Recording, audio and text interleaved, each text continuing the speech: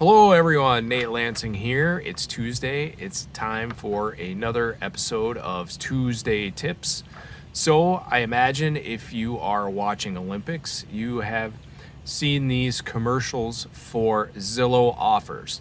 So I thought I'd do a quick video, try to give you a little information about what Zillow Offers are, how they're different from a traditional sale, maybe some pros and cons of them both.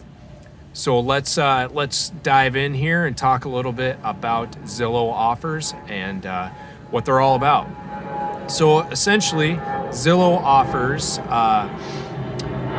would be considered what is called these days as an iBuyer.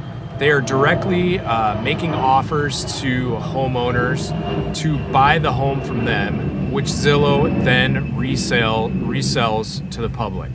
It's not necessarily a flip, but we will get into that in just a second. So how does Zillow Offers work? Well, if you're an interested homeowner, you go on their webpage, you fill out a form, request an offer.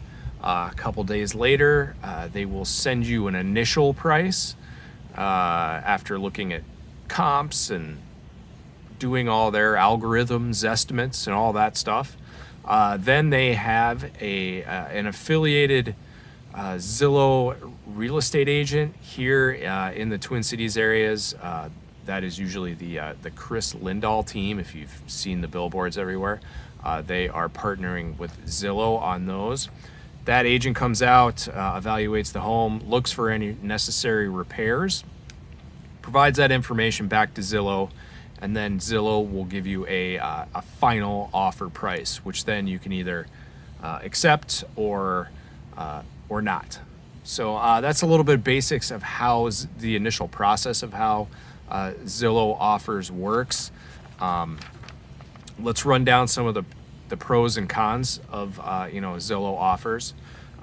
So typically, according to Zillow's website, and I haven't dealt with this personally, but their selling fees are typically around 5 to 7% of the home. So essentially, if they make an offer for $300,000 on the house, they're going to charge you a 7% fee to sell the home. One of the advantages is there's no market time. You don't have to deal with showings. There's no open houses. There's no prepping your home. So that can be kind of an attractive option for people who don't want to deal with that. One thing you do need to be aware of is that when they come and evaluate your home, they will deduct from the initial price that they provide you any repairs that they believe need to be done. So they will deduct that off the sale price of the home, and then when they go to resell the home, they will make those repairs once they resell the home.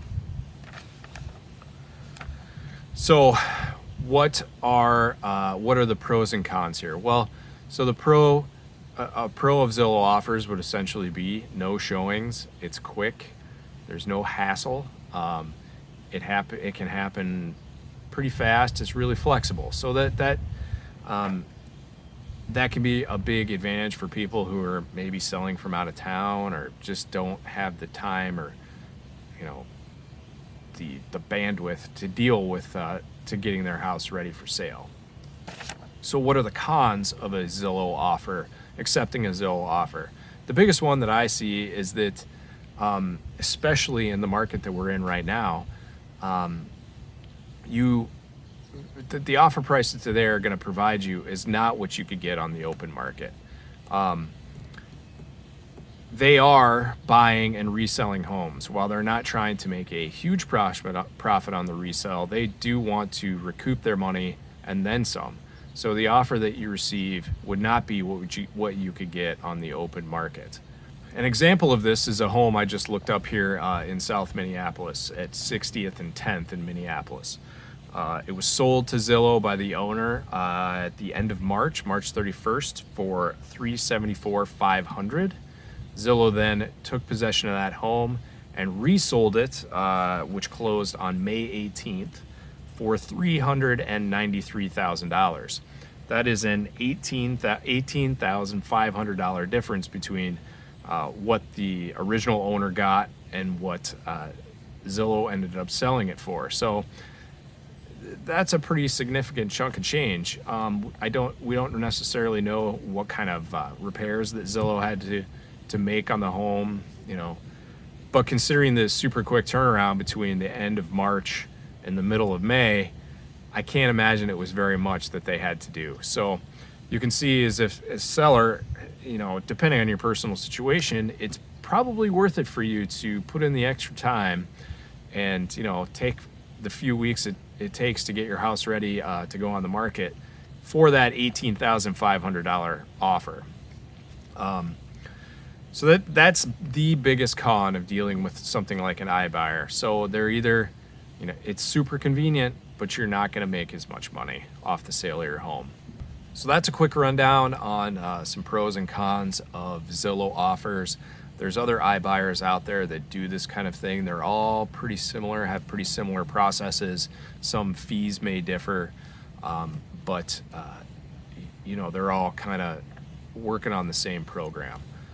So if you have any questions about how Zillow Offers works, or if it's right for you as a seller, I'd be happy to answer any questions that you might have. And otherwise, I will be back next week with another episode of Tuesday Tips. Thanks, everyone.